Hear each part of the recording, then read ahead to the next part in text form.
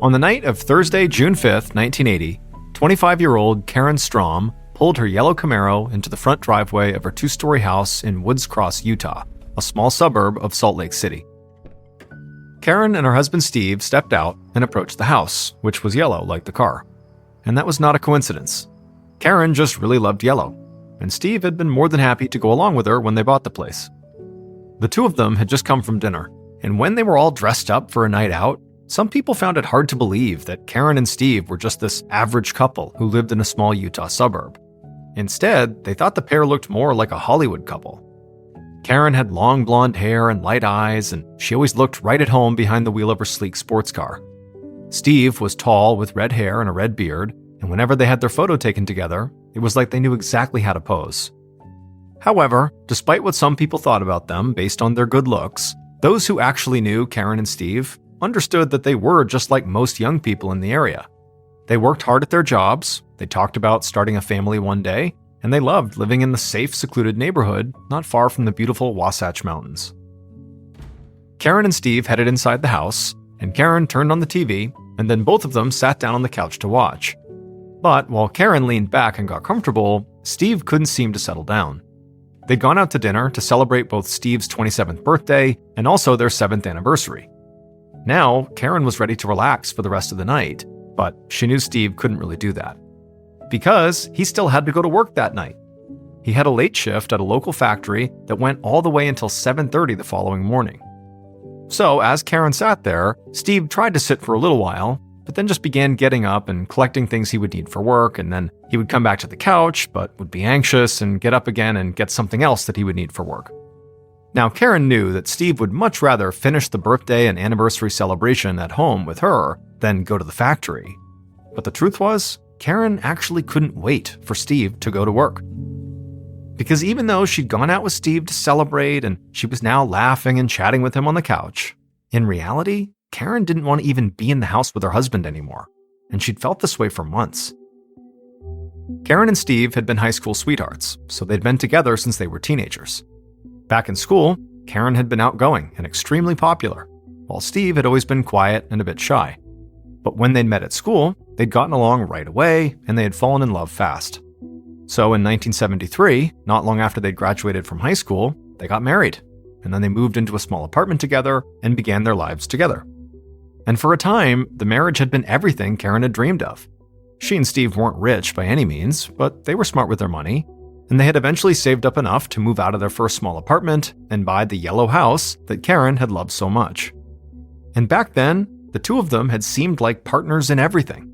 They had the same goals, and they truly supported each other. But the longer they stayed together, the more Karen had begun to see a side of Steve that was nothing like the reserved, caring man she fell in love with. Because Steve had begun drinking a lot. In fact, there were some nights when Steve and Karen would go out with a couple they were friends with, and Steve would get so drunk that Karen and the other couple would have to literally carry him out to the car. And then they'd have to carry him from the car to his bed when they got back to the house. But as much as that upset Karen, she didn't even consider those nights to be the worst nights. Because sometimes when Steve drank, he didn't just get sloppy, he got angry and aggressive. And when Karen's sister and friends had started to worry that Steve might be getting violent with her, Karen would defend Steve, saying he was a good guy who just had some bad nights sometimes. But finally, about 3 months before their 7th wedding anniversary, Karen couldn't take Steve's heavy drinking and mood swings anymore, and she'd made what she considered to be the hardest decision of her life. She told Steve that she wanted a divorce, and she'd started spending most nights at her stepmom's house. Even though they were now separated, Karen still went out with Steve sometimes. She still came by the house to see him, and she would even sleep there with him some nights. She knew Steve hoped that meant they could maybe patch things up, but in reality, she just didn't see any hope for their marriage anymore. Back at the house, Karen continued to watch TV, anxiously waiting for the moment when she could be alone and go to sleep by herself in her old bed. And a little after midnight on June 6th, Steve finally said it was time for him to go to work. So, Karen got off the couch, walked with him to the front door, and Steve gave her a kiss. Karen told him to have a good night at work. She said she was going right to bed, and she would see him in the morning when he got home. And once Steve was gone, Karen did head right down the hallway to the bedroom, changed out of her clothes, and climbed into bed. However, she had so many things running through her mind that she couldn't sleep. As upset as she was about Steve's alcohol issues and her crumbling marriage as a result of those issues, this relationship was basically all she'd known since she was a kid. And part of her did still really love Steve. She knew that was why she had not been able to fully walk away yet. But as she lay in bed, Karen felt sure that even if leaving Steve for good would be challenging, it was something she just had to do. And she just had to finally make a clean break and stop staying at this house altogether. She had to start living her own life somewhere else. About 8 hours later, around 7:30 a.m. on June 6, 1980, Steve unlocked the front door of the yellow house, walked inside, and headed right to the bedroom. Steve felt exhausted from his overnight shift, and he couldn't wait to get some sleep. He'd called Karen before he left work, but she hadn't answered, and he'd seen her yellow Camaro still parked out front, so he figured she just hadn't woken up yet. However, when he opened the bedroom door, he froze right there in the doorway. The room was completely trashed. The small TV had been knocked off its stand, one of the bedside tables had been pushed over, and the bed's brass headboard was broken. Then Steve looked down at the floor, and he began to scream, because there, on the ground, sticking out behind the bed, was Karen's feet. Steve ran into the room hysterical, shouting Karen's name, but when he got to her, he saw that she was totally motionless, just laying there in a t-shirt and her underwear. He crouched down and tried to get her to wake up, but he could tell very quickly that she must be dead. Steve stood up and the room felt like it was spinning. He stumbled outside, made his way to the phone in the kitchen, and dialed 911.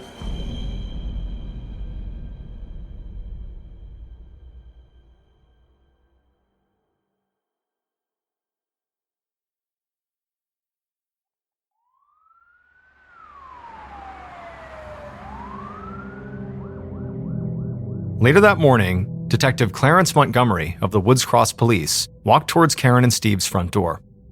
He was responding to a call that had come into the station that said a young woman, Karen Strom, had been found unresponsive inside of her home.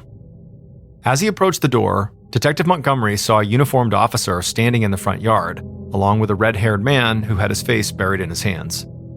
Montgomery walked past the red-haired man and the uniformed officer and walked into the house.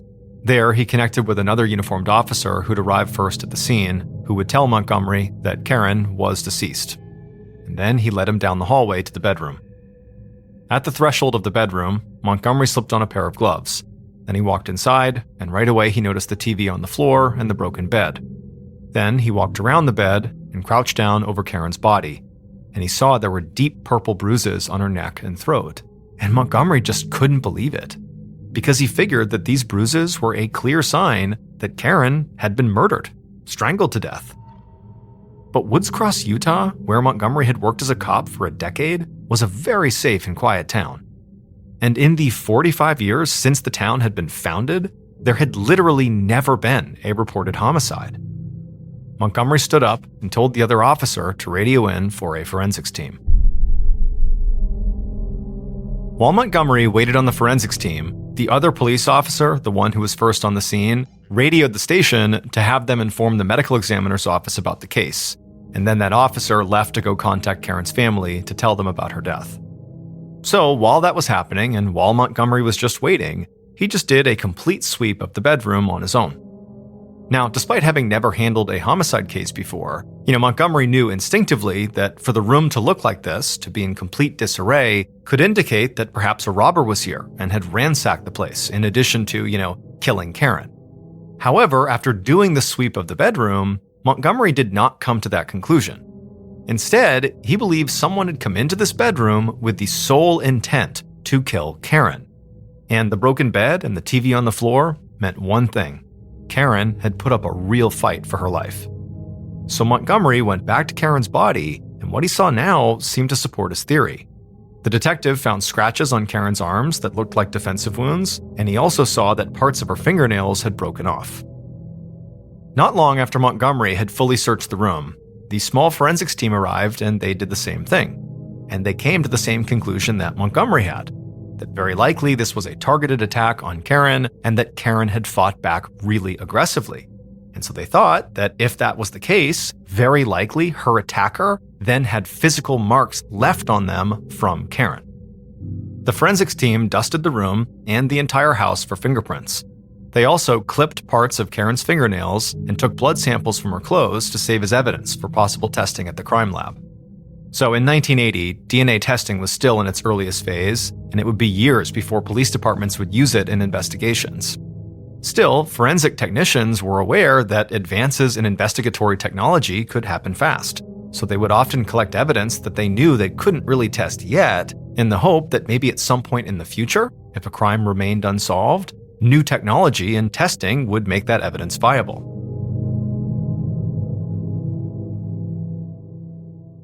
As the forensics team continued their work in the house, Detective Montgomery headed outside to speak to the red-haired man he'd seen when he first arrived.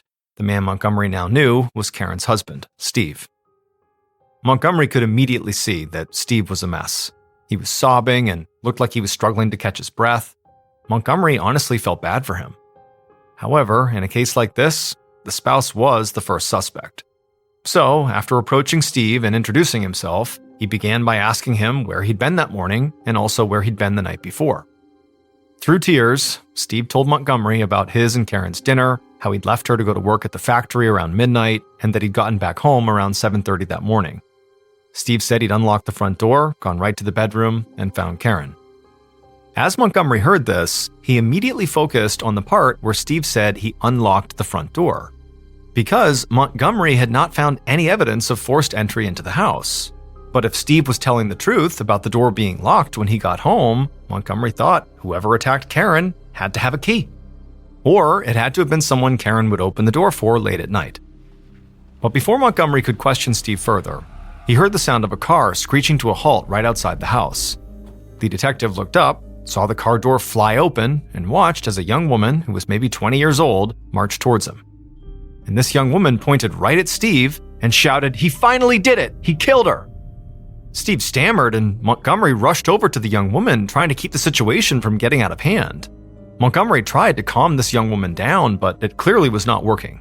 She said that she was Karen's little sister, Coco, and she'd rushed over as soon as she had gotten the news about her sister's death. And she said again that she was sure Steve had killed her. However, as Montgomery was trying to keep Coco separated from Steve, something happened that made Coco break down even more.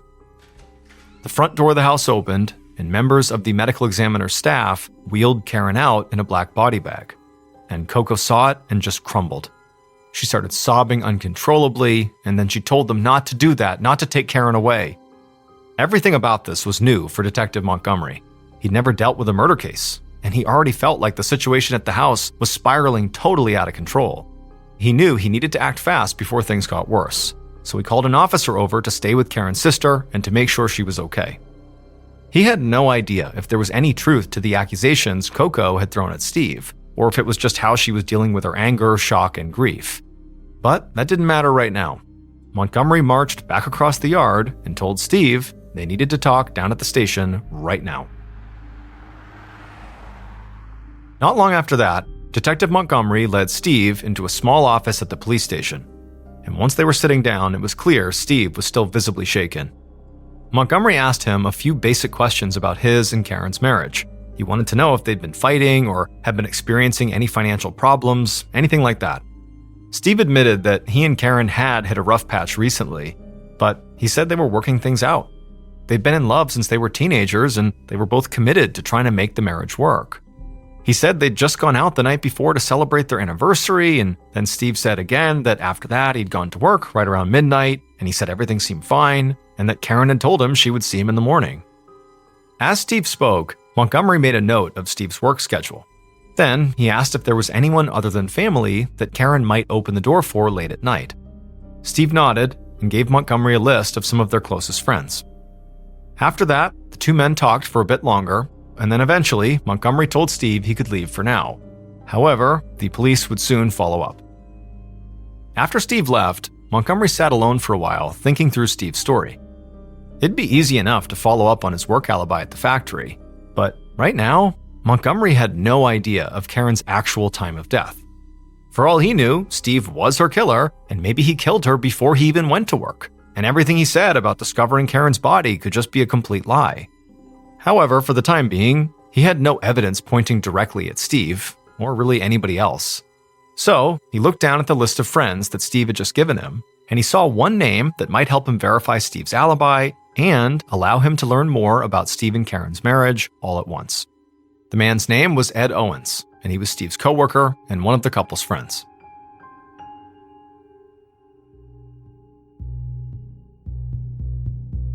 Late in the afternoon on June 6th, so several hours after Karen's body had been discovered, Detective Montgomery sat down with Ed Owens in an office at a factory in town.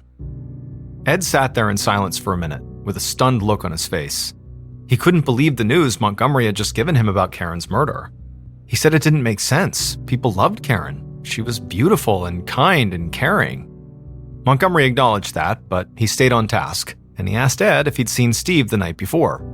Ed told him that they had briefly crossed paths at the factory, but he and Steve had worked different shifts, so they didn't really talk or anything. Then, Montgomery asked about Steve and Karen's relationship. And at this, Ed began to shift a little and got an uncomfortable look on his face. Eventually, he said that he and his wife were good friends with Steve and Karen, and they would go out together, and usually things were great. But sometimes, Steve would drink really heavily to the point where they would have to literally carry him out to the car and even carry him up to his bed on occasion. But Ed was quick to say that despite his alcoholism, Steve loved Karen more than anyone, and that Steve really was a good guy. After Montgomery finished with the interview, he tracked down Steve's manager, who did have a record of Steve clocking in and clocking out at the times he had said. And also, several other employees vouched that Steve had worked the late shift. But again, this didn't really prove anything to Montgomery. He needed to know a time of death to know if Steve showing up for work really was an alibi or not. Like, he could have killed her before he showed up for work. Over the next couple of days, Detective Montgomery and his small investigative team interviewed Karen's friends, family, and coworkers. And a pattern quickly started to emerge. Almost all of them said similar things to what Karen's sister Coco had told police. They had worried about what Steve might do to Karen after he'd been drinking. And some of them said they'd even seen bruises on Karen that clearly she had tried to cover up. This felt like a big discovery to Detective Montgomery. If he could prove that Steve had a history of violence towards his wife, well, he could then connect that to the violent attack that led to Karen's death. And in addition to that, Karen's friends all said something else that also made Steve look bad. They told Montgomery that no matter what Steve said about the marriage, Karen had genuinely been ready to end the marriage. In fact, they told Montgomery that Karen hadn't just brought up divorce and gone to stay with her stepmom. She'd actually started dating somebody else, a car mechanic whose name was Buff Bangetter, and Steve knew all about it. This immediately made Montgomery start to rethink his whole case, or at least it made him consider other possibilities. He'd been so focused on Steve because he believed that Karen's decision to move out of the house could have potentially pushed Steve over the edge and led to him attacking and killing her in a moment of rage. And also, finding out about Karen's new boyfriend could definitely have made Steve even angrier. But now, Montgomery also wondered if the man Karen had started dating, Buff, might have gotten jealous that Karen still spent time and even still spent the night occasionally with her husband Steve. And so maybe if that was the case, Buff could have potentially shown up to the house late at night to confront her. And there was a good chance Karen would have opened the door for him and let him inside. So now it was clear that Montgomery had a potentially angry and jealous husband and a potentially angry and jealous boyfriend.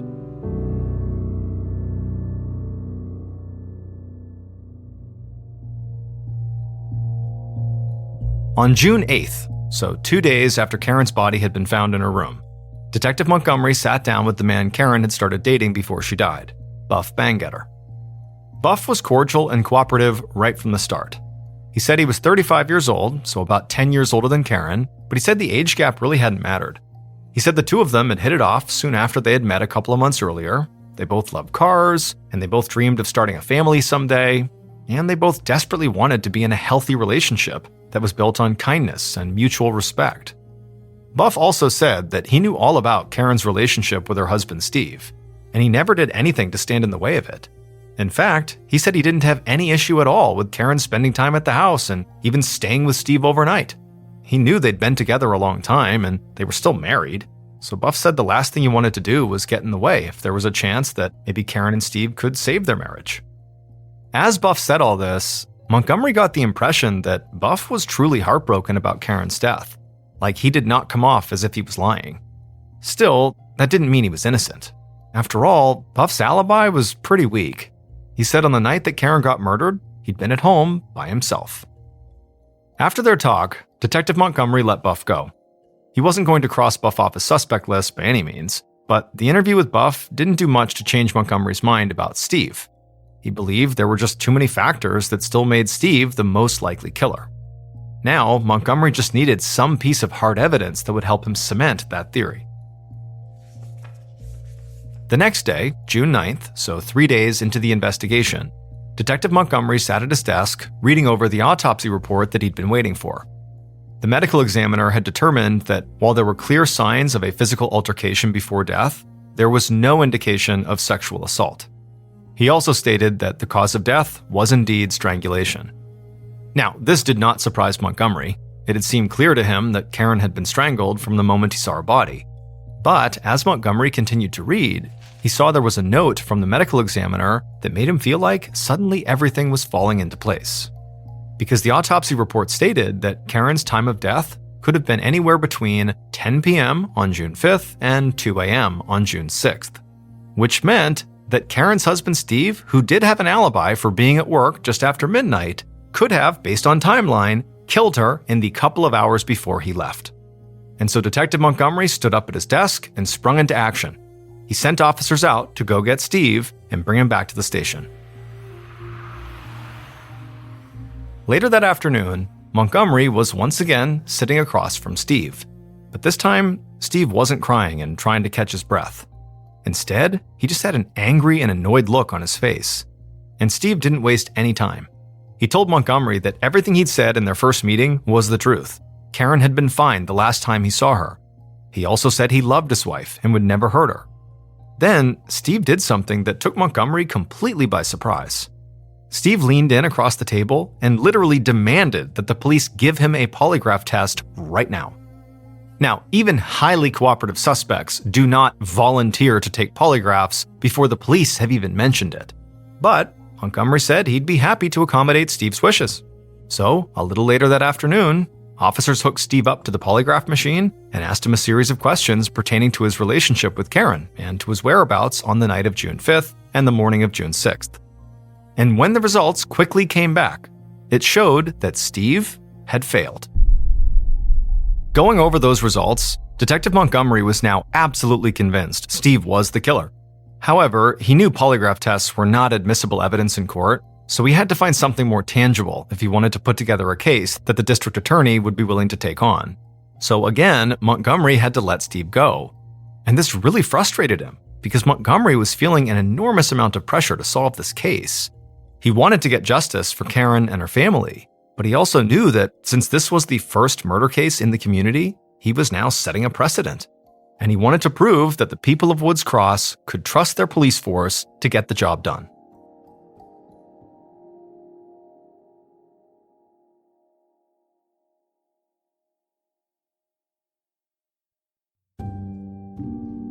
Throughout the end of June and all of July, Detective Montgomery and his team dug deep into every aspect of Steve and Karen's lives. The forensics unit had found Steve's fingerprints all over the crime scene, but of course that didn't help Montgomery. It was Steve's house, so it would have actually seemed more incriminating, and like Steve had wiped the place clean, if none of his prints had been found.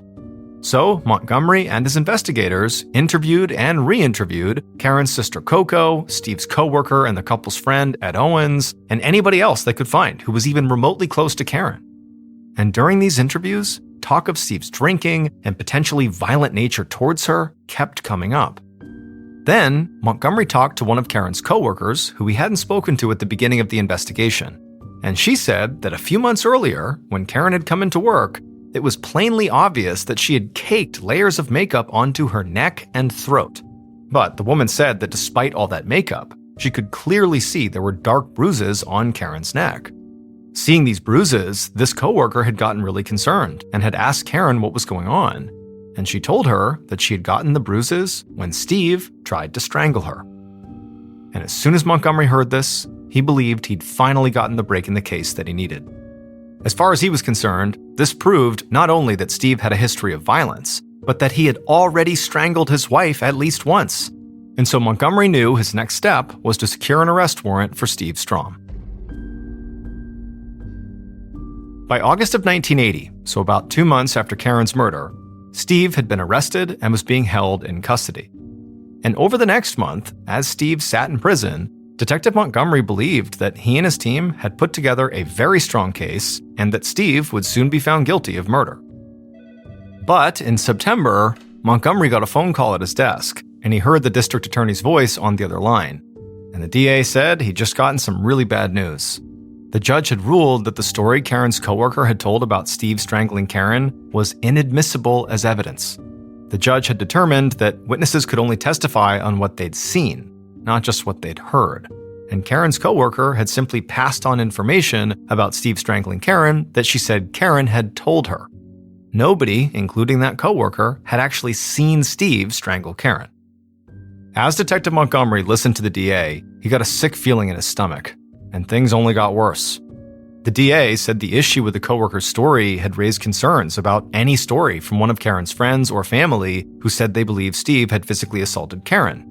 Because, like that coworker, all those people had never actually seen the abuse firsthand. Montgomery knew how this conversation was going to end even before it happened, but hearing it out loud still felt like a kick in the gut. Because the DA said he no longer believed they had enough evidence to win in court. And they couldn't risk putting Steve on trial and losing. Because if Steve was found not guilty in Karen's murder case, by law, he could never be tried for Karen's murder again. So, for the time being, the case would be dismissed and Steve would be set free. The call from the DA left Detective Montgomery reeling. He knew the forensics team and crime lab had done all they could do at this point. So unless a new eyewitness came out of the woodwork or some new piece of concrete evidence materialized, there was little Montgomery could do to propel the case forward. And as months passed by, nothing new surfaced. And so by early 1981, Karen's murder case had gone cold.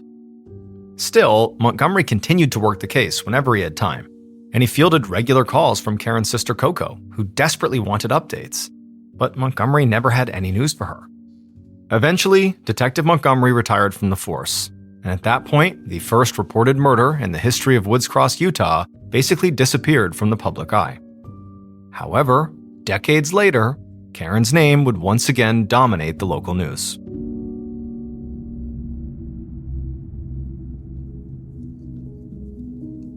In 2006, over 26 years after Karen's murder, Detective Brad Benson of the Woods Cross Police Department walked into his boss's office. Detective Benson had been a rookie on the force back in 1980 when Karen had gotten murdered. He hadn't been part of the investigation, but he'd never forgotten about the case. Over the past 2.5 decades, Woods Cross had remained a small, quiet suburb with a relatively low crime rate. And so today, Detective Benson found himself in a situation that was pretty common. He had no major criminal cases to work. So he asked his boss if he could take up a cold case, the murder of Karen Strom. His boss stared him down for a second. Like Benson, his boss knew all about the case and the huge impact it had had on the community back in the 1980s. But he wanted to know why, after so many years, Benson thought he could possibly crack the case when nobody else could. And Benson said, well, because technology had advanced leaps and bounds since Karen had gotten killed. And Benson's boss couldn't argue with that, and he said Benson could go work the cold case until another case came his way. After Benson left the office, he didn't necessarily think Karen's murder would suddenly be an open and shut case, but he knew the original investigators had a strong suspect, Karen's husband Steve, but they just could not put enough evidence together that would hold up in court. Benson quickly made his way down a brightly lit set of stairs into a much more dimly lit basement. And once he was there, he looked over shelves stacked with boxes that were filled with evidence from old or forgotten cases. Eventually, he found a box full of evidence from Karen's murder. And when he opened it, he said a silent thank you to Detective Montgomery. Because it was clear to Benson that before Montgomery retired, he had made sure that all of the evidence in that case was securely stored and cataloged in detail. And within days, Benson was able to send 2 major pieces of evidence to the crime lab for testing: clippings of Karen's fingernails and the underwear that she'd been wearing when she was found dead. Now that it was 2006, the lab could run a series of in-depth DNA tests on those pieces of evidence that back in 1980, those tests simply were not possible. Now, Detective Benson knew that since so much time had passed, there was a chance that any potential DNA samples could have become corrupted by now. but he hoped that the care that Detective Montgomery and his team had clearly shown for these pieces of evidence would mean they were still viable for testing. It would take some time for the results to come in, but in early 2007, now 27 years after Karen's murder, Detective Benson was sitting at his desk staring down at a crime lab report, and his hands were literally shaking from excitement. After reading through the whole report, Benson dug through a file folder and found a phone number. Then he grabbed a cell phone and called it. A moment later, a woman in her mid-40s answered. It was Karen's little sister, Coco. And with his voice shaking, Benson told Coco that after all this time, he finally had the evidence police needed to prove who killed her sister.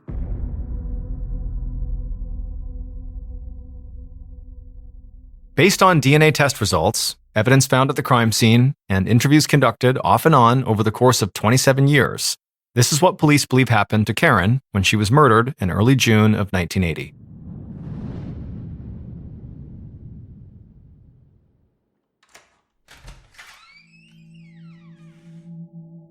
The killer opened the front door of the house and walked inside.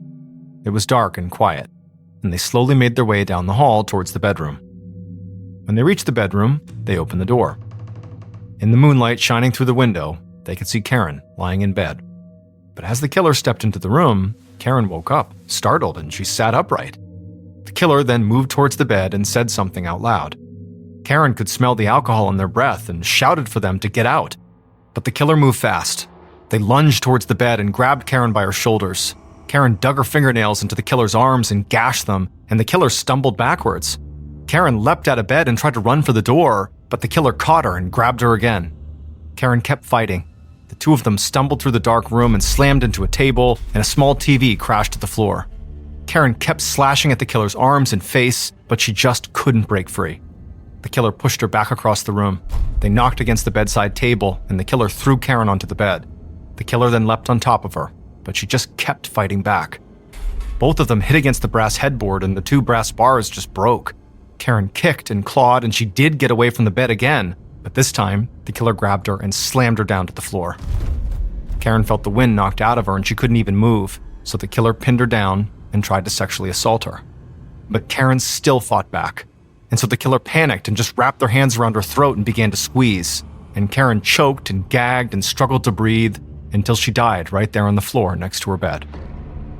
After that, the killer stood up, stumbled out of the room in a daze, ran down the hall, out of the house, slamming the door behind them. They ran past the yellow Camaro parked in the front driveway and climbed into their own car. Then they hit the gas and sped off into the darkness. It was still dark out, early in the morning. The killer exhaled and relaxed a bit once they were gone. They knew it would be at least a few hours before Steve got home from work.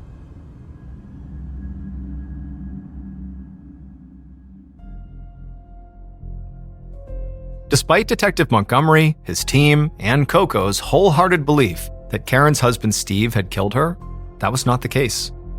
Karen's murderer was also not the man she'd recently begun dating before she died, Buff Bangetter. Instead, the person who had killed her was Steve's co-worker and Karen and Steve's friend, Ed Owens. It would turn out that at some point during their platonic friendship, Ed had decided that he wanted more. He had become sexually attracted to Karen. And on the night of the murder, he'd left work, gone to a bar to have a few drinks, and decided that that was the night he was going to try to have sex with Karen. After all, he knew that Karen was staying at that house and that Steve was going to be out all night working, so Karen was alone. So Ed went to the yellow house and he found the front door was unlocked, which was actually pretty typical for homes in this town.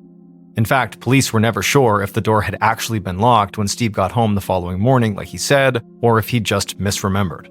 And so once Ed was inside the house, he went right to the bedroom and attempted to sexually assault Karen. And in the process, he killed her. Now, police had questioned Ed back in the 1980s, and in the initial interview, Detective Montgomery had noticed scratches on Ed's arms and face. But Ed had told him that he got scratches on him like that all the time from working the machines in the factory. And several of his coworkers backed that claim up.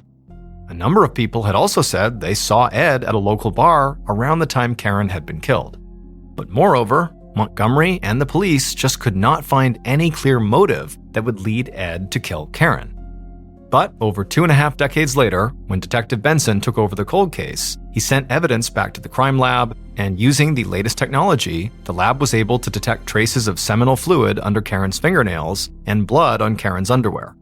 And that indicated to them that the killer had attempted to sexually assault Karen, but she had fought him off, and drawn drops of the killer's blood that landed on her underwear.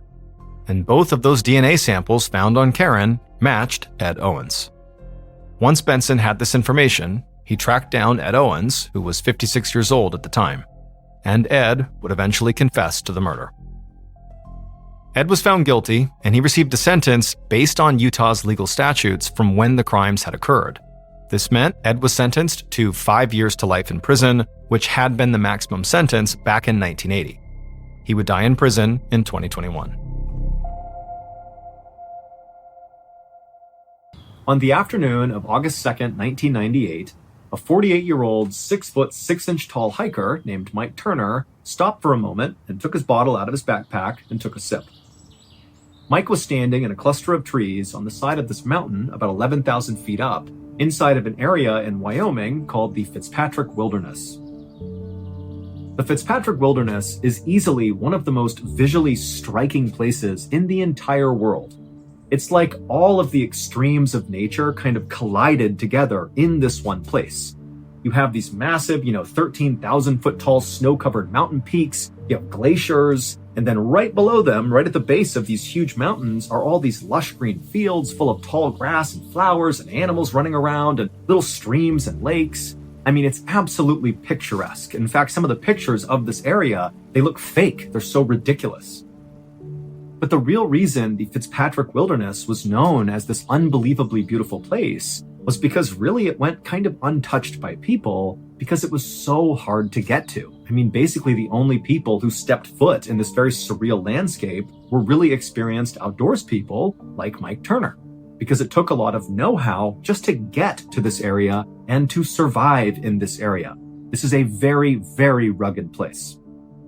But Mike Turner was not content just going to the Fitzpatrick Wilderness. He really wanted to experience the true nature of this area. And so what he was doing while he was out there was hiking off trail.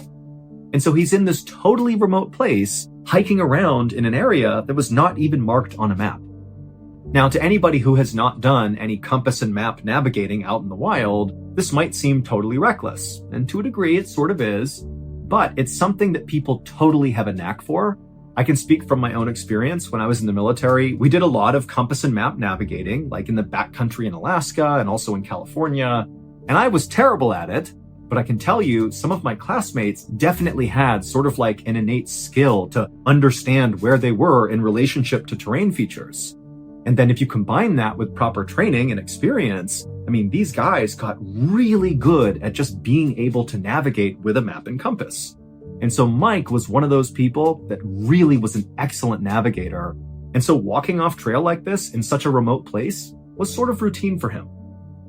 Now, Mike was not some full-time adventurer. This was something he did that was sort of a passion for him. His job was he was a reverend at a Christian church in Idaho, and he had been for 10 years. And Mike loved being a reverend. He loved his congregation and, his wife Diane and his 3 kids. He had 2 daughters and a son. They were all super involved in the church. I mean, it was a great thing.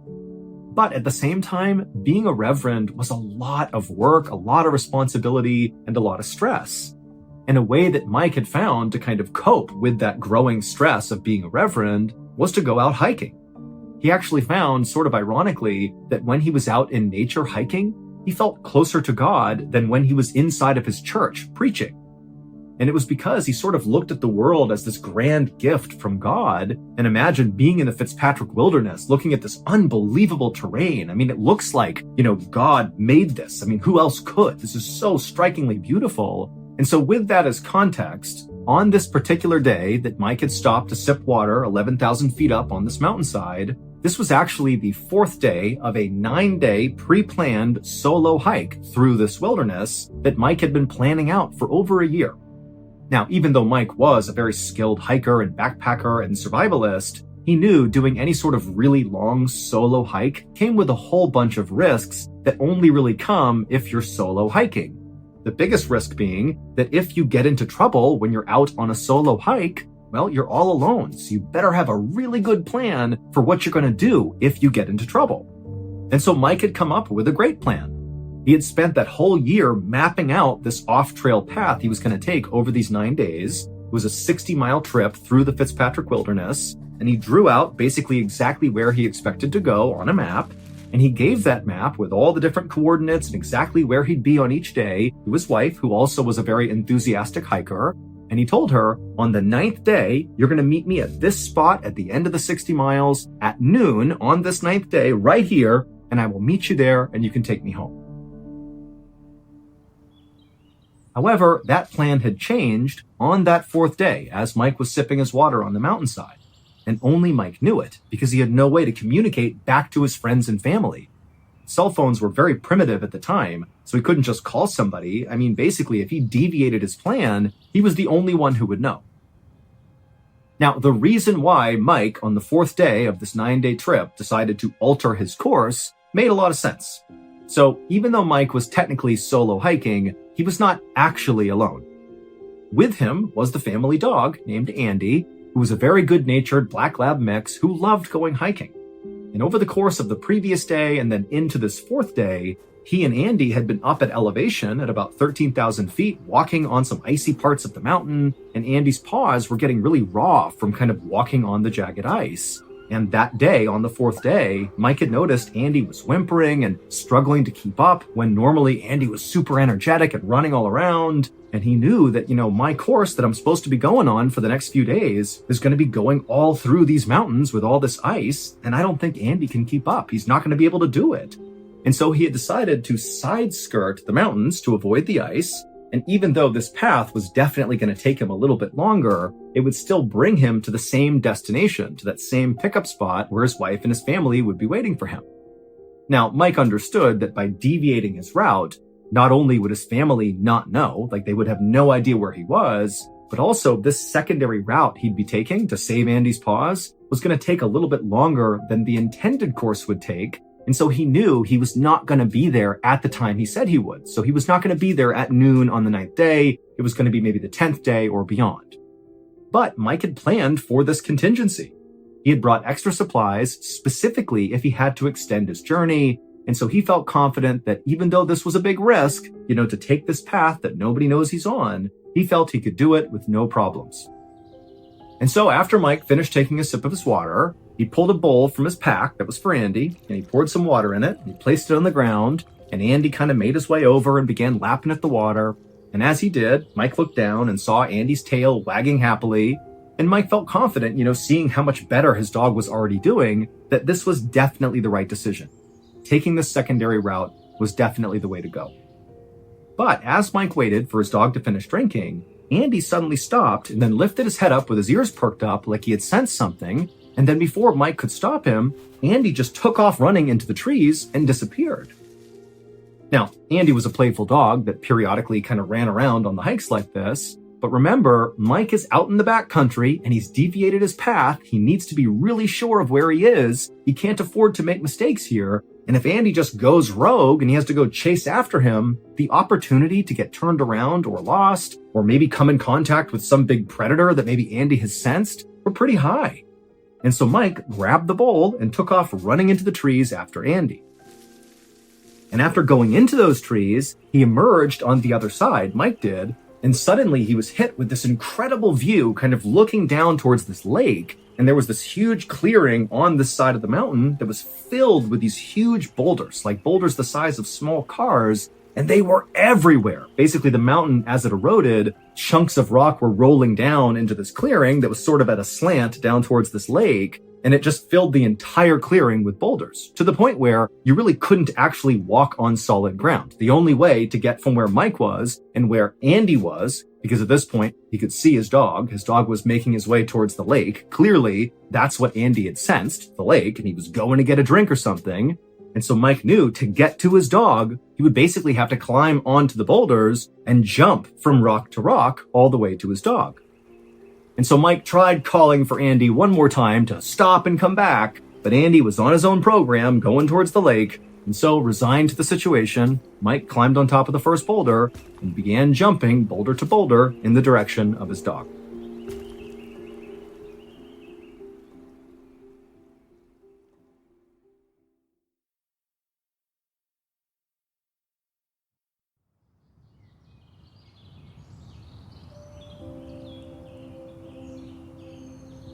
1 week later, on the afternoon of August 9th, Mike's wife, Diane, along with her 3 kids and some family friends, stood at the start of a trail called the Big Sandy Trail, which was the designated meeting spot where Mike said he would meet his family at the end of this 9-day journey.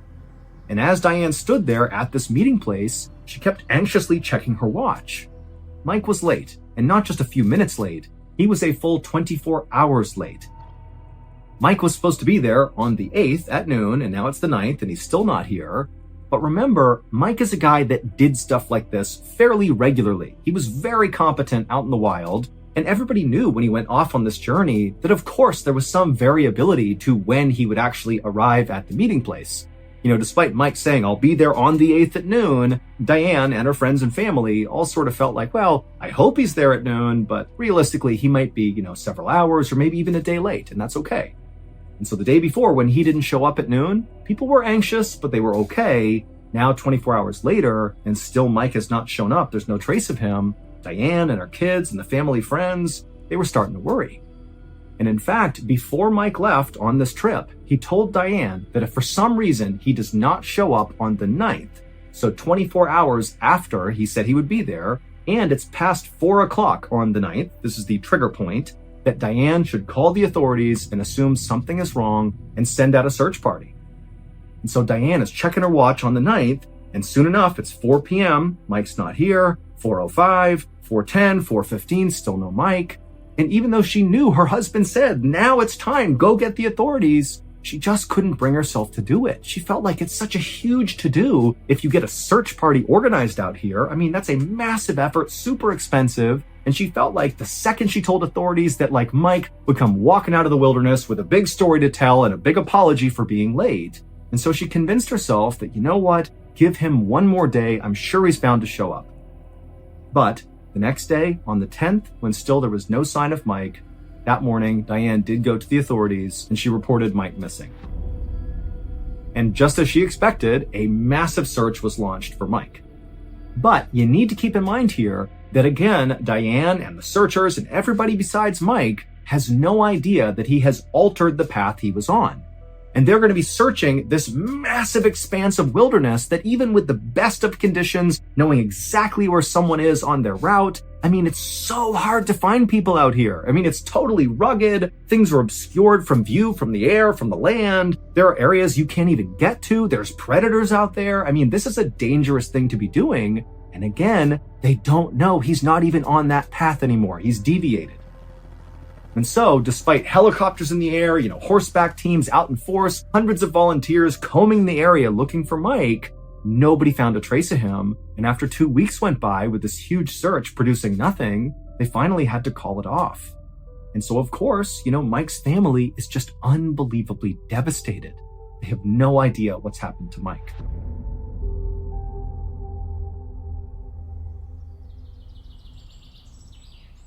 But 5 days later, so 5 days after the end of the official search, we're now at August 28th at this point. A couple of backpackers were hiking through an area in the Fitzpatrick Wilderness that was actually about 17 miles away from the last known sighting of Mike Turner.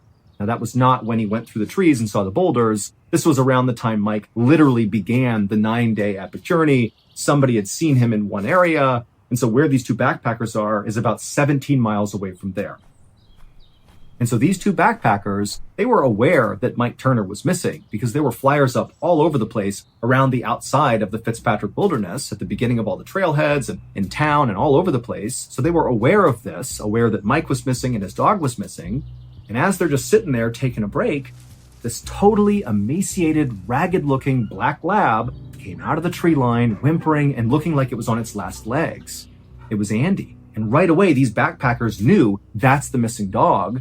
And so they lured the dog to them with granola bars, and Andy came up and he ate, they gave him water. And just so you know, Andy would survive and make a full recovery. And so after these backpackers have Andy in their possession, they immediately contacted authorities, who then got in touch with Mike's family and said, hey, we found Andy. And so you can imagine the absolute roller coaster of emotion Mike Turner's family is going through. Now that they hear Andy is okay, Andy's come out of the forest, they're thinking, oh my goodness, maybe Mike is okay too. Maybe Andy can lead us back to where Mike is. Mike is this totally skilled survivalist. He's got to be alive out there. And so after discovering Andy, a second search was launched using Andy as the guide dog. They basically went to that spot where the backpackers found him, and basically Andy's family and some other volunteers allowed Andy to lead them back into the wilderness, hoping it would lead them to Mike. And so as this new search began with Andy leading the way, a separate backpacker, who we will call Brian, just for the sake of the story, that's not his name, but we're going to call him Brian, he was hiking through a section of the Fitzpatrick Wilderness, not near where Andy was. This is a separate area. And Brian, he was not involved in looking for Mike Turner, but he was aware that Mike was missing because, again, he had seen all the missing person flyers, he'd seen the news, and when he began his own hike into the wilderness, he had seen at the start of his own trailhead a big flyer with a picture of Mike Turner and his dog saying he was missing.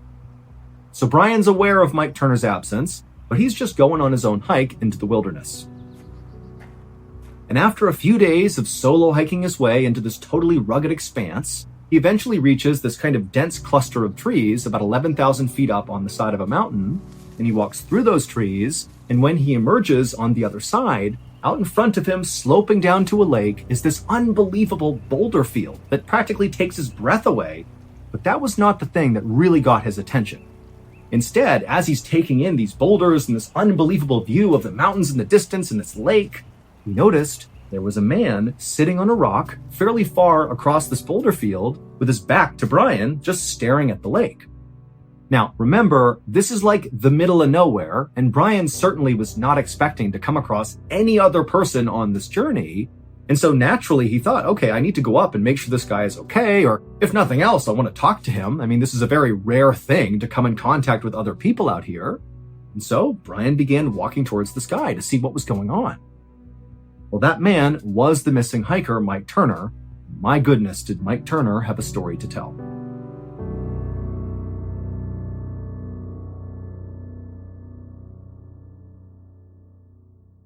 But to understand Mike's story, we need to go back 29 days to the point when Andy the dog had taken off running from Mike and he had gone into the boulder field, and Mike had emerged through those trees and seen the boulders, he's seen his dog, and he began climbing onto that first rock to begin making his way towards his dog.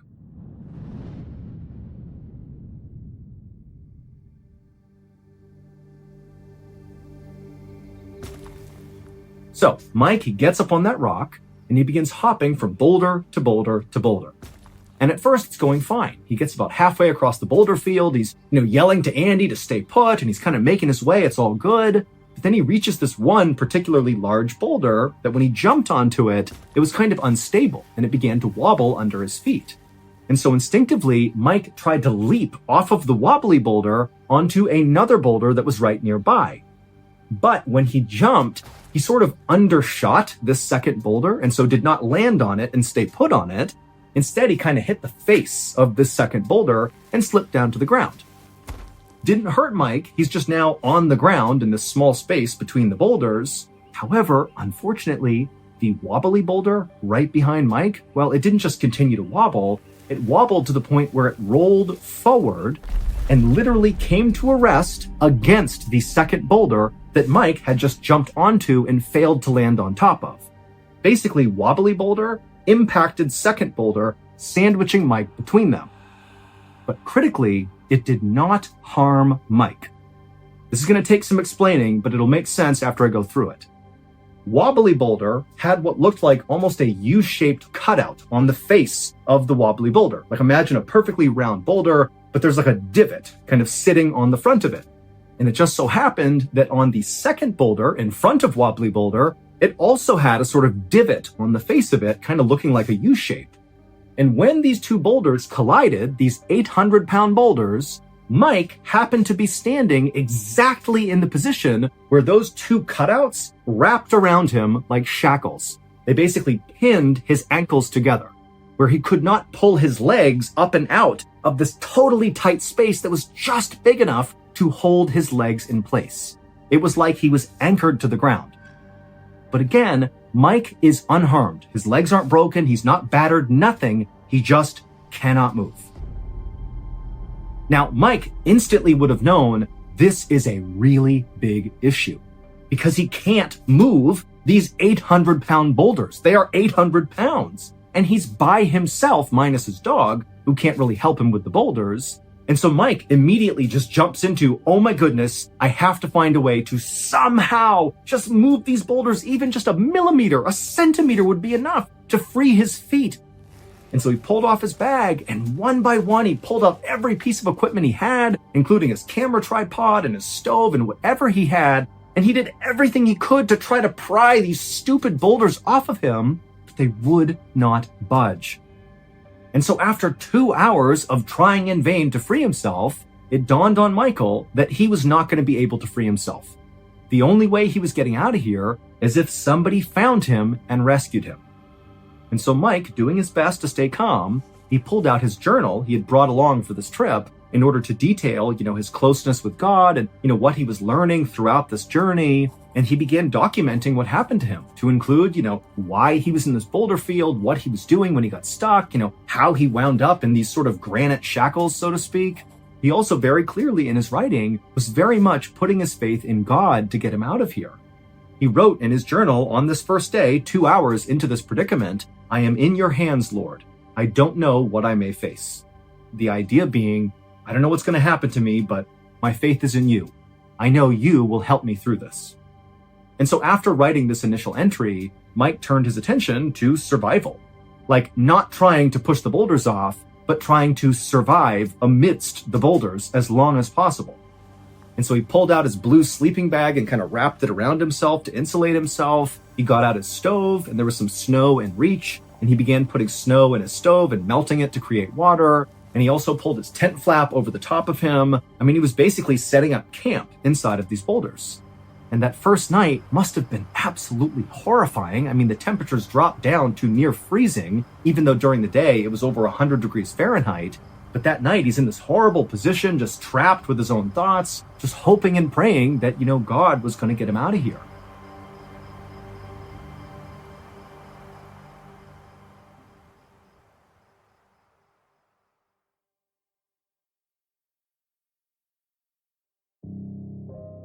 The next day, when Mike woke up, he wrote in his journal some more, and he began detailing his biggest fears. One of them was potentially having to have his legs amputated if he got out of here. The damage of losing circulation to his legs was scary. He wrote that he had food for at least a week, but he only had 2 quarts of water, and there wasn't all that much snow around him left to melt, and he was running out of fuel, and so he was really worried about not having enough water, even though, very ironically, he was like 25, 30 feet away from a lake, which he could have drank water from, but again, he's trapped to the ground. And so on the second day, Mike actually attempted to throw his water bottle, which he connected some rope to try to get it into the lake to capture some water and pull it back to him. But when he threw it, it was just short of the water. He could not get it into the water, so he couldn't scoop any water into his bottle. And then when he tried to retrieve the bottle, as the bottle was being dragged towards him, it got wedged in some rocks. And again, he can't move, so he can't possibly fling it out of these rocks. And so he couldn't even get his water bottle back. And so by the end of that second day, Mike's tone in his journal began to change. It wasn't totally negative yet, but he began talking about how, man, I wonder what's going to happen when I run out of water. I wonder what my urine will taste like if I mix it with Crystal Light.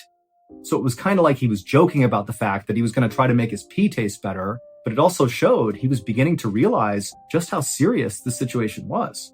Nobody knows where he is. He's completely off the beaten path. He has no idea if anybody even knows he's in trouble, and he's about to be out of water.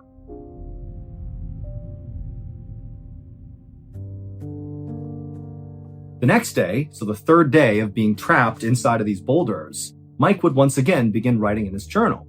And his tone seemed a bit more optimistic, despite the fact that he has not solved, this water crisis he's about to face. He's down to his literal last quart of water. But in his journal, he talked about how this whole trip he went on, this 9-day trip he had planned out, the whole point was to become closer to God. And he felt like, I've really done that in the past couple of days. What I wanted to achieve, having a really spiritual event here, it's happened like times 100 being trapped here. This is the closest I've ever felt to God. But you could just tell there was just an underlying sense that I'm going to get out of here. I'm going to learn from this experience. I'm not going to take stupid risks anymore. I'm going to be a better father, be a better husband, be a better reverend. I'm going to make something of myself. I'm going to improve as a result of this suffering I'm going through right now. However, over the next few days that Mike continued to be trapped in these rocks with no help coming, his optimism clearly waned. He began to write that he was angry with God. He wondered, is this a punishment for something I've done? And he also thought, maybe I failed God, and that's why I'm here. But it was just clear that Mike, who was this deeply spiritual person who absolutely believed in a higher power, how could he be in this terrible position and not be getting any sort of help from God? How could that be? But unfortunately for Mike, his situation only got worse. On about day 5 or 6, as Mike was laying wretchedly inside of this horrible camp he had built, he noticed that he had completely lost feeling in his left leg. Like completely. It was a dead leg at this point. And even though he knew by this point how bad of a situation he was in, this sparked a new, very real fear inside of Mike that he detailed in his journal. He knew his body was actually beginning to break down, and still there is no help, no divine help coming in despite all his prayers. There's no one coming to rescue him. He is all alone. In fact, Mike would write in his journal something that practically brought me to tears when I read it first, and it just said, "So lonely, more than I imagined." I just can't picture what it would be like to be trapped out there. You're not hurt, but you can't go anywhere, and you're all alone, just slowly withering away. And your family, they're somewhere out there, they have no idea, nobody knows. It's just unbelievably devastating. The mental torture this man went through is just out of this world. But it just keeps getting worse. Day 6, day 7, Mike at some point actually dropped his journal, and because he can't actually reach it anymore, he just picked up whatever objects he had and continued writing on them, like his pocket Bible, and then also there was an instruction manual for his stove, and he would write in the margins, and his writing just continued to get more and more pessimistic and sad. He began writing about how intensely he regretted his decision to take the long route. He was totally setting him up for this situation. Nobody would have known where he is. And so he's hating on himself. He's still mad at God. Why aren't you here? Aren't you seeing how badly I'm suffering? I mean, this is a guy who's basically losing his mind with regret and anguish and just pure loneliness. I mean, this is horrible. Then on the 7th and 8th day or 9th day that he was stuck in these boulders, once again, Mike's writing on his random things that he wrote on took another turn. Not only was his writing becoming more and more illegible because he's literally dying here. I mean, his body's breaking down. He's exposed to the sun all day, and then at night it's freezing cold. He's not having any water. He's drinking his urine. He's got no food left. He can barely write. His writing begins to talk about his family and his children. At this point, Mike must have known the end is near. And so all he had was just the thoughts of his family. He began wondering, what his kid's life were going to be like in the future, because obviously the implication here is he knows he won't be there to see it. He'll be dead. And then in some of the last entries he would make, it was obvious that really Mike had turned back to God. Now he was back to approaching God with open arms. He was no longer upset or questioning God's plan. He was just ready. He actually wrote in his journal, "Fill me with peace, Lord. May my conditions not deny my love for you." And then he wrote, "I'm ready to die, though I'm missing my family." And then in his final entry, which must have been on the 10th day of his predicament, Mike's writing was basically completely illegible at this point because he's right on death's door. And even though you can't really tell what he wrote, at the end of this final entry, it says, "Love, Dad." It was like he was saying his final goodbye to his family. Then Mike took off his wedding band and he placed it on the rock next to him because he knew once he died and decomposed, the ring would fall off his bones and be lost in the rocks below. And he clearly wanted his family to have that wedding ring. So he placed it on the rock and then he prepared to die.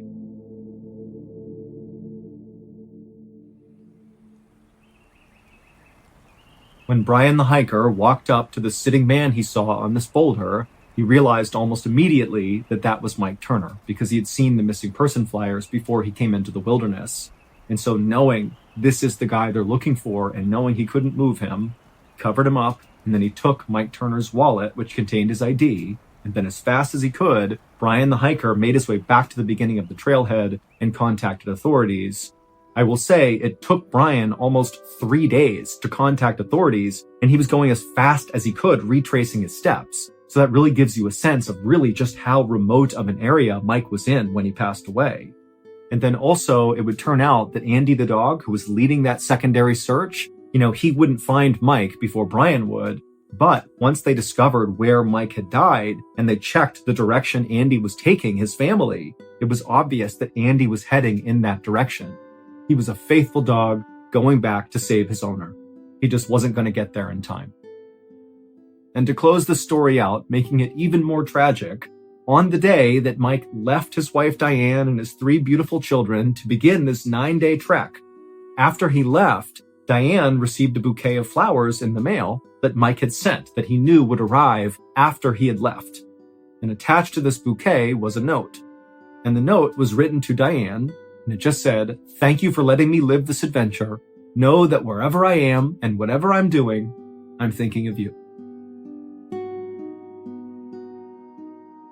On the morning of December 18th, 2020, 50-year-old Brooke Stroud wandered into her spacious kitchen in Washington, D.C., where she lived with her husband, Stefan, and their 3 young adult children. Brooke shook her head and tried to concentrate as she searched for the cup of coffee she'd brewed earlier. She hadn't been herself the last few days. Her head felt foggy, and little things, like where she'd put her coffee, had been slipping her mind. Brooke spotted the cup in a corner right near their large Viking stove. She grabbed it and headed out of the kitchen and into the formal living room. She slipped on a jacket and went out to the backyard, making a beeline for the separate guest house where she'd set up a home office. It was 9 months into the COVID-19 pandemic, and most businesses all over the country were shut down. Brooke was a clinical psychologist, and she had switched all her in-person sessions to Zoom. This morning, she had a group call, so she set her mug down at her wooden desk, turned on her laptop, and logged into her meeting. As Brooke said hello to the other participants, a wave of exhaustion suddenly washed over her. Her head felt heavy, and every bone in her body was suddenly aching. A scary thought crossed Brooke's mind. Maybe she'd finally gotten COVID, a disease that had already killed 350,000 people in the United States alone. She tried to power through the meeting, but all she could think about was how awful she felt. And so after only a few minutes of being in this meeting, she told everybody on the call that she just wasn't feeling well and asked if they could actually reschedule. After logging out of the Zoom call, Brooke took a minute to collect herself. She didn't think her symptoms seemed like COVID, so she wondered if maybe she was just overdoing it and was maybe tired from the stress of her job. She loved her work, but her hours have been crazy since the pandemic started. More people than ever were turning to therapy to get through these very difficult times. So she decided to cancel the rest of her sessions for the day and just go get some rest. She took the familiar path out of the guest house, through the backyard, and into the main house, walking more slowly than usual. Brooke climbed the winding staircase up to the 2nd floor and into the master bedroom. There she climbed into bed, hoping to sleep off her weariness.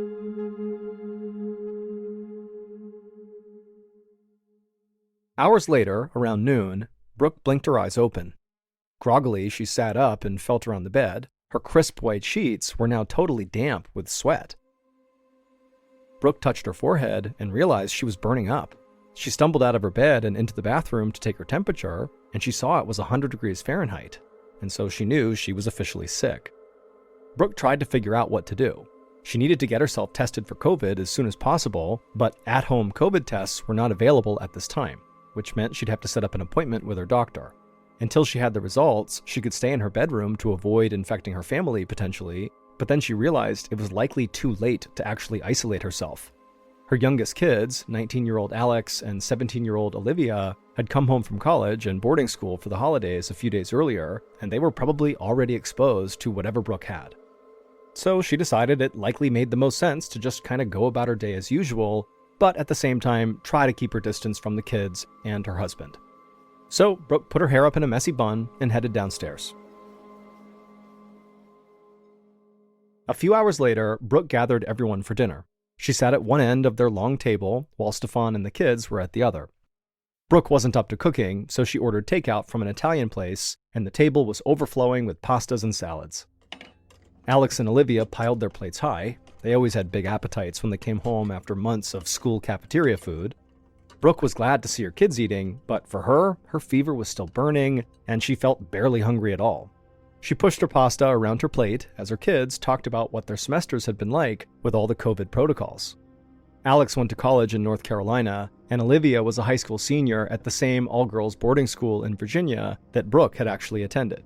Brooke's oldest child, Sebastian, went to college in Vermont and wouldn't be home for a few days. Brooke really hoped she'd feel better by then, so they could all spend the holidays together, stress-free. Alex looked excited as he told them all about school, but Brooke could see the sadness in Olivia's eyes as she talked about the way COVID restrictions had basically ruined campus life. Normally, she played on a few different sports teams, but the pandemic had put all of them on hold. Brooke felt sorry for Olivia. Even though the pandemic was hurting everybody, she knew her daughter was having an especially hard time.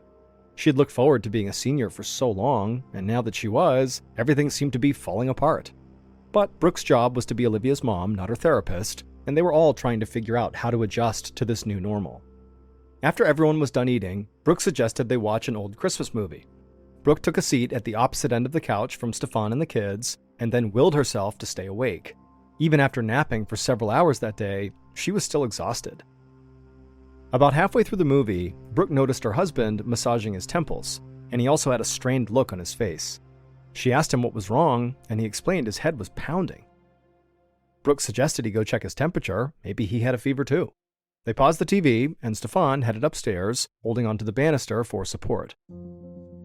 A few minutes later, Brooke heard him vomiting.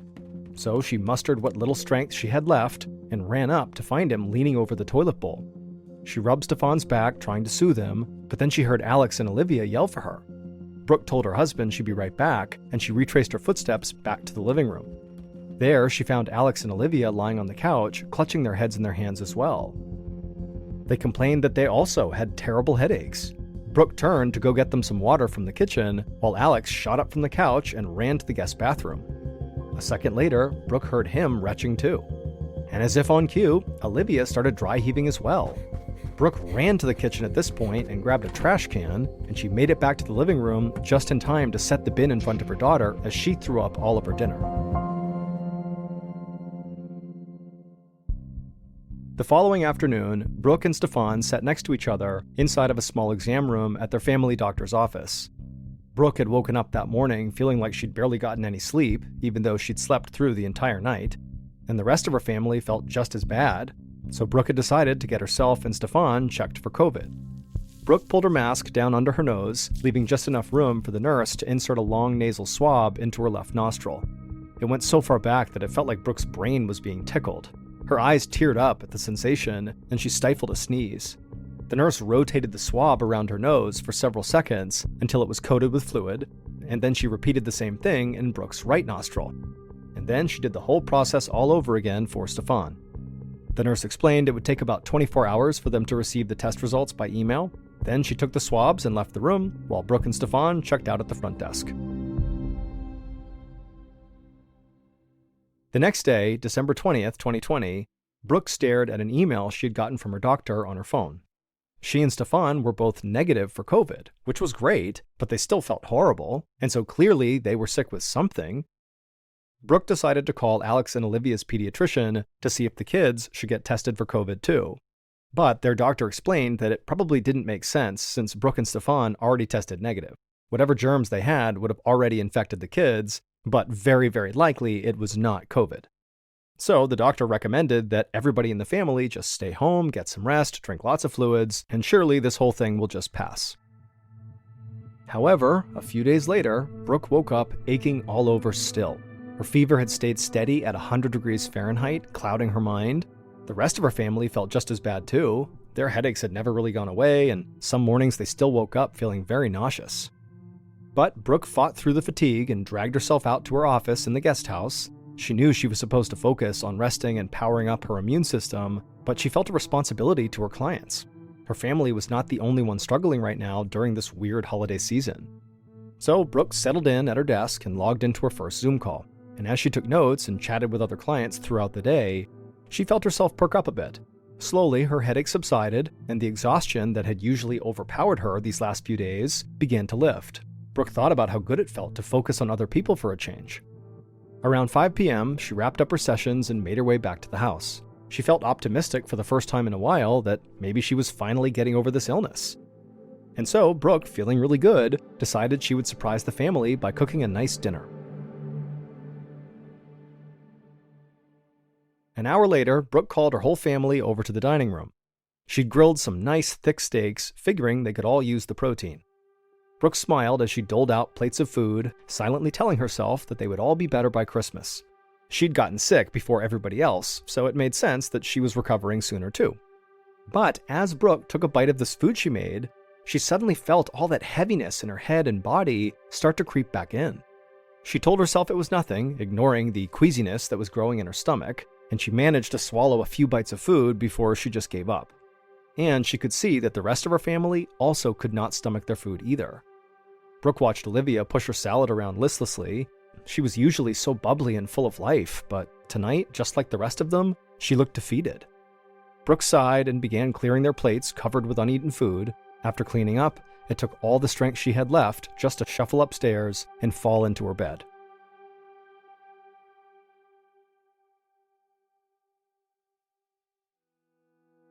The next afternoon, December 23rd, Brooke heard the front door open. She'd spent all morning in bed, but now she gathered the energy to limp down the stairs to the foyer, her muscles weak from this mystery illness and lack of physical activity. Her hair was matted, and she was wearing the same sweatpants and sweatshirt she'd been in for the past few days. But she managed a weak smile at the sight of her son, Sebastian, standing there with his duffel bag slung over his shoulder, finally home from his college in Vermont. He looked fit and healthy, the rosiness in his cheeks a stark contrast to the paleness of her own face. She'd warned Sebastian that his family was not feeling well, but he joked that, nobody was feeling well these days. After all, it's the pandemic. And he said he would rather get sick at home than spend the holidays somewhere else without his family. Brooke stood at the bottom step, trying to keep her distance from her son, even as she told him how happy she was that he was home. But Sebastian just laughed and pulled her into a big bear hug. Brooke allowed him to wrap his arms around her, a sense of relief washing over her. A few hours later, the whole family sat in the living room eating cheese and crackers, while Sebastian told them all about his fall semester at college. As he described the off-campus house where he lived, Brooke saw Sebastian slowly sink into the couch, and his voice started to sound fatigued. She asked him if he felt okay, and Sebastian said he was just tired from finishing up his last paper for school and then catching a flight home. Brooke smiled and suggested he go to his room and get some rest. But inside, Brooke started worrying that Sebastian might be coming down with this same mystery illness that was dogging the rest of them. A couple of days after Christmas, Brooke's daughter Olivia woke up with a throbbing headache, just as she had every morning since coming home. Her muscles still ached, and she still didn't feel rested at all. In fact, it felt like she could sleep for another 5 hours, and even that probably wouldn't be enough. Olivia looked around her room, noticing all the tissues and dirty clothes she had scattered on the carpet. Usually she kept her space very nice and tidy, but she didn't have the energy or motivation to clean or do much of anything, really. So far, her winter break had been a total disaster. Olivia had expected the holidays to be different because of the COVID pandemic, but she'd hoped to have at least some fun. Now, the only silver lining was her upcoming trip to visit Caroline, her best friend from school who lived in New Orleans. Then, the plan was for them to fly back to DC together and spend 2 more weeks in isolation at Olivia's house. Their boarding school wanted all students to quarantine before returning for the spring semester, so they were going to do that together in DC. But Olivia was now worried that the family's mystery illness could ruin her visit to Caroline's house too. So, Olivia asked her parents to please set up an appointment with her pediatrician that afternoon. If doctors could just figure out what was making her sick, maybe Olivia could get the right treatment in time to go visit her friend. The next day, Olivia sat down next to her very ragged-looking mom at the kitchen table. Brooke blew on the steaming cup of tea in front of her, cooling it down before taking a long sip. She had purple bags under her eyes and her hair was a total mess. Olivia obviously knew her mom was not feeling great, none of them were, but she needed her mom's attention right now. She gathered up her willpower, pushing away the nausea and exhaustion she felt, and reminded herself of the argument she'd practiced. She was determined to see her friend Caroline and get back to living her life. First, Olivia gave her mom a rundown of her visit to the pediatrician the previous day. Dr. Stein had given her a COVID test just to be safe. She also checked for parvovirus, which causes mild respiratory illness, and Epstein-Barr virus, a common illness that would be making Olivia very drowsy. Olivia explained to her mom that all the results had come back negative. Then, before Brooke could even respond, Olivia launched into the speech she'd prepared. She told her mother, since she didn't have any of those viruses or COVID, she should be able to go see Caroline. All she was doing here was sitting at the house and watching TV, and after saying this, Olivia just went quiet and watched her mom consider her words. She could see the wheels in her mother's mind turning, and for a moment, it seemed like her mom might actually agree with her. But before Olivia could celebrate her victory, her mom's face got serious, and she began to speak in a very soft voice. Brooke explained that she, Olivia, her daughter, was already sick, and she couldn't risk traveling and getting worse, even if she didn't know what the sickness was. Olivia immediately huffed in frustration and thought about arguing more with her mom, but as upsetting as this was, she knew her mom was right. She did feel terrible, and clearly whatever she had likely was contagious because her whole family had it. So Olivia turned and headed up the stairs to her bedroom, her breathing ragged and her spirits deflated. Brooke sighed as she heard Olivia kind of stomping around upstairs, obviously still very upset, and Brooke couldn't help but feel sorry for her teenage daughter. This holiday season wasn't what any of them were expecting, but it seemed like Olivia was really taking it the hardest. She thrived on interacting with people, and she had already been through a semester at school full of remote classes and social distancing because of COVID. This trip to New Orleans was supposed to be her big chance to go have some fun and explore a new city with a very close friend. Brooke wondered if there was anything she could do to salvage the rest of Olivia's break. She stood up from the couch, fighting off the dizziness that came whenever she moved too quickly, and just then a thought crossed her mind. Brooke grabbed her phone off the coffee table and made her way outside to the backyard and began looking through her contacts until she found the name John Schifflian, who was Caroline's dad. Brooke paced around the garden as she spoke to John, savoring the fresh air, and she explained to him what had been going on at her house and that unfortunately, Olivia was too sick to travel to New Orleans to see Caroline. Brooke was very clear that her whole family had the same bug as Olivia, and that doctors had been unable to figure out what it was, but they did eliminate COVID-19. It was not that. Then Brooke made her pitch to John. Instead of having her daughter Olivia fly to New Orleans, she suggested that Caroline come to stay with them in Washington, D.C. If Caroline came here, she and Olivia could spend time together and hole up in the house and do their required 2 weeks of quarantine before returning to school together. Now, Brooke knew that a lot of parents would immediately reject the idea of sending their child to a house where everybody is sick. But Caroline's father, John Schifflian, was no ordinary parent. He was an infectious disease specialist at Tulane University's medical school. He studied survivors of some of the world's worst infectious diseases, and probably had more information about COVID-19 than anyone else Brooke knew. And so if he was okay with Caroline coming to DC, Brooke was confident that it really was safe.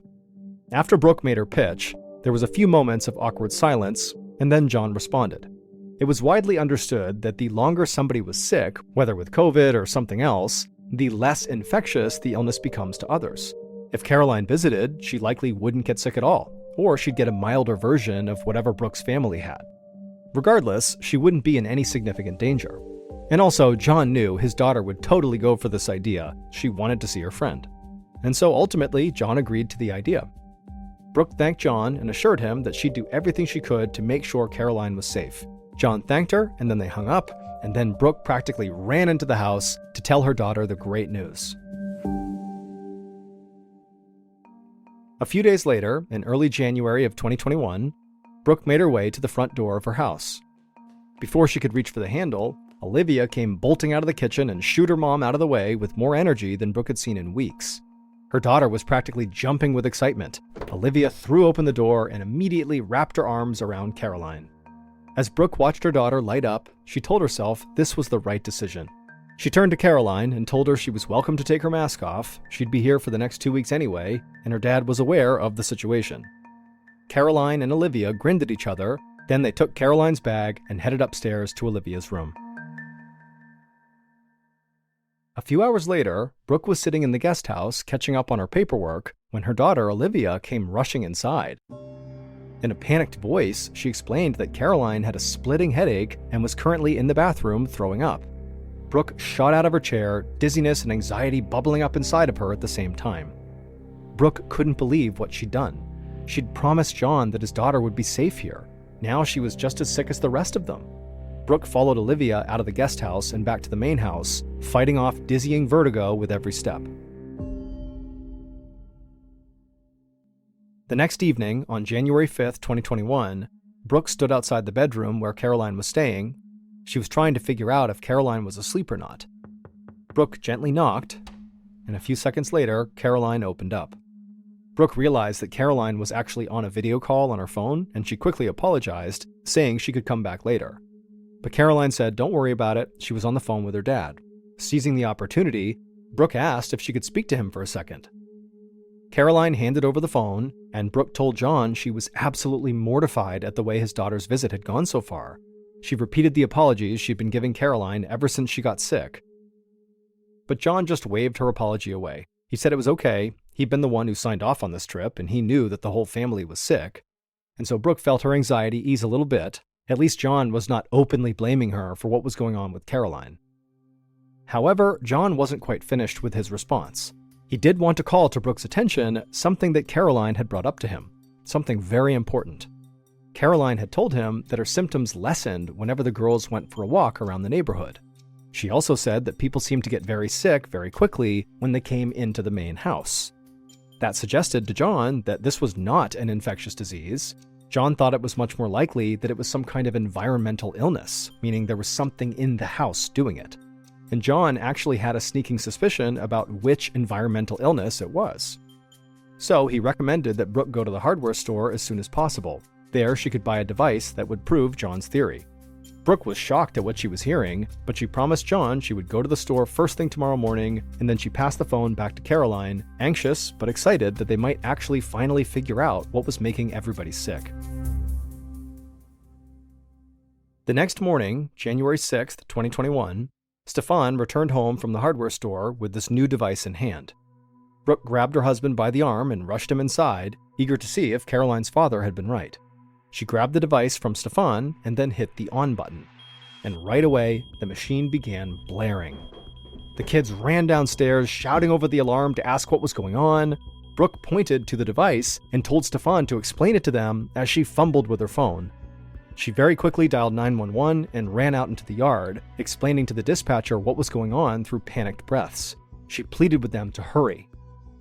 Within minutes, Brooke heard sirens. She rushed to the door and hurried the firefighters inside, showing them the device that was still going off. The uniformed men yelled over the alarm and instructed everyone to go outside and wait while they dealt with whatever was going on inside the house. Brooke ushered Stefan and the kids out the door and across the street. Pretty soon, curious neighbors were standing in small clusters all along the sidewalk, their eyes wide as they took in all the emergency vehicles before them. As they watched the commotion unfold, Brooke turned to Caroline and asked her to call her father. She wanted to tell John he was right.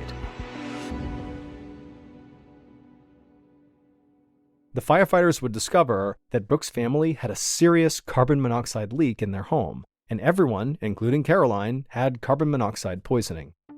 Carbon monoxide, or CO for short, is an odorless, colorless gas that kills hundreds of people every year. When somebody has carbon monoxide poisoning, what happens is the carbon monoxide in the air replaces the oxygen in their bloodstream. As a result, the heart, brain, and body are starved of the oxygen they need to survive. The firefighters who responded to Brooke's call quickly figured out that the leak was coming from the basement furnace. A clamp had come loose and was spewing carbon monoxide throughout the 4-story house. That explained why Brooke felt better every time she worked in the guest house, and why Olivia and Caroline had fewer symptoms whenever they were out walking around in the neighborhood. Brooke was shocked that their smoke alarm already in the home didn't warn them about the poisonous gas exposure, but after inspecting the alarm, she realized it didn't have a CO detector at all. It had been installed a year before Washington, D.C. required them in all residences. In the end, Brooke's family and Caroline all recovered well from the CO poisoning. After the leak, Brooke bought 4 plug-in detectors that she installed on each level of the house, but every time she goes into the basement, she can't help but check to see that the furnace is still properly connected.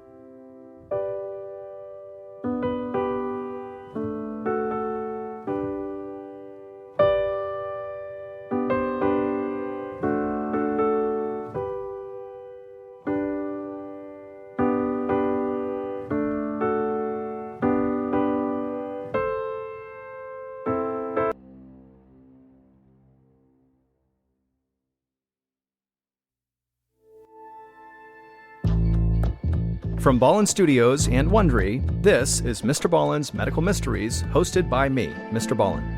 A quick note about our stories: we use aliases sometimes because we don't know the names of the real people in the story. And also, in most cases, we can't know exactly what was said, but everything is based on a lot of research. And a reminder, the content in this episode is not intended to be a substitute for professional medical advice, diagnosis, or treatment. This episode was written by Natalie Pritzovsky. Our editor is Heather Dundas. Sound design is by Ryan Potesta. Our managing producer is Sophia Martins. And our coordinating producer is Taylor Sniffen. Our senior producer is Alex Benedon. Our associate producers and researchers are Sarah Vitak and Tasia Peliconda. Fact-checking was done by Sheila Patterson. For Ballin Studios, our head of production is Zach Levitt.